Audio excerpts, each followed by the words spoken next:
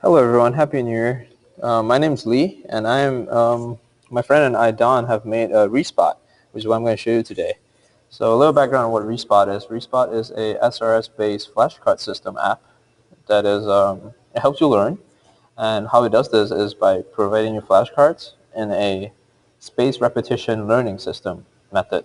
Meaning if you get something wrong or not so right, it's going to come back to you at an earlier date. Whereas if you get something right, it's going to come back to you later for you to review your cards. And this is scientifically proven to help you learn better and retain vocabulary or anything that requires rote memorization in a better way. Um, so we decided to do ReSpot because other apps such as Anki and Quizlet work, but they lack in functionality. For example, Anki has an SRS app system algorithm, but it does not have a good-looking UI. It's clunky, and it's not synced across all devices. Whereas Quizlet is the opposite. It has a lot of nice things, but it doesn't have an SRS algorithm. So what ReSpot is the combination of two things. We added both of them together. We have an SRS algorithm. We have a minimal UI, and we have SRS algorithms that are synced as well. So everything is stored in the cloud. So let's go ahead and show you what we have here for ReSpot and what we're trying to aim here. So let me create a new account, right? Uh, right, let's register, and then, oh, account already exists there, my bad. From a previous demo video here. Okay, so now we're in. So this is ReSpot. Let's create a deck. So what decks are is that you gotta have a collection of cards. So collection of things. And then these are a few of my favorite things from that Sound of Music song. Okay, so let's create a deck. Now we've created a deck. We have no cards, so we need to add a card first. This is where the front part comes in. You can add a card, for example, phone, device that keeps people in touch. So what we're trying to do here is we're going to have a card. We can add many cards that allow students to keep track of what they want to learn, and then later when you go on in, you can review them first. So here's one card. So let me really quickly add a Pearson card. So this is where the front part comes in. You can pick, for example, we want to use English words. We created a card, and we want a GRE vocabulary. So what this does is it makes a call to the Pearson dictionary using our GRE list of vocabulary from a Barron's 1,000 words. This is for the demo, and a Chinese vocabulary as well.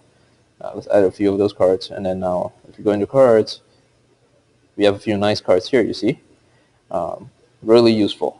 Let's go back home, and then right now let's go to study. Let's study. This is where the fun part comes in. We're going to have a minimal UI. It's clean. This is front of the card phone. Click on it. Anywhere, actually. It flips around. It displays you. You pick. If it's easy, this card will come back at a later date. Optional. Seems easy. Something's optional. You don't have to use it. Let's go for that. Memento. I don't really know what that is, so I'm going to click. It's hard. Smash hit. And it's in Chinese. So this is a demo of what we want to do here. And then timeline is what we let you review your cards and see how you performed. Like you selected, this was hard. So it's time for you to take a look here. Using Moment.js, we actually are able to time when the next time the card has to show up. You can clear the timeline as well. Reboot everything. Go home. By clearing the timeline, you have room for more cards.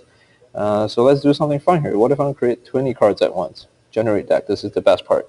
Using the Pearson API with Dictionary of Decks, so GRE Study Guide 1, for example, right? GRE vocabulary, number of starting cards, let's pick 20. Create. And then if you refresh,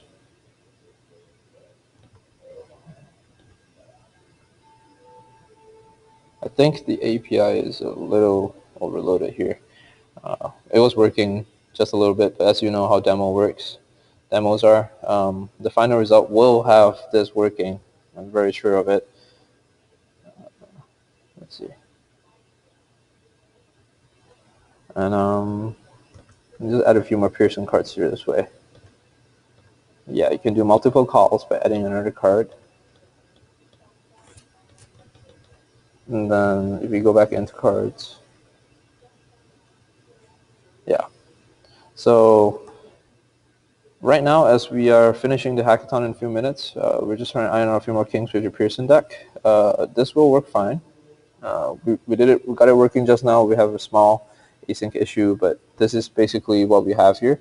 By having separate decks, we help users learn different things. Users can add cards, delete cards, edit cards. We have a full screen experience. It's the same on the phone. We have stats, which is what we had just now. If you, after reviewing, it shows you what you got wrong and right over here as well. See, if you play that a few times, you can edit your cards as well. And timeline provides you updates as well. And Pearson generators are what's going on.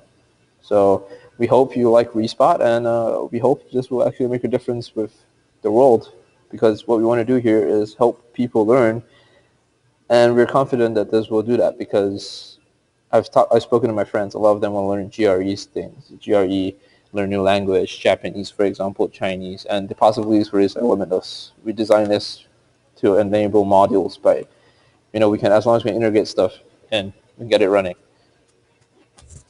And that's about it.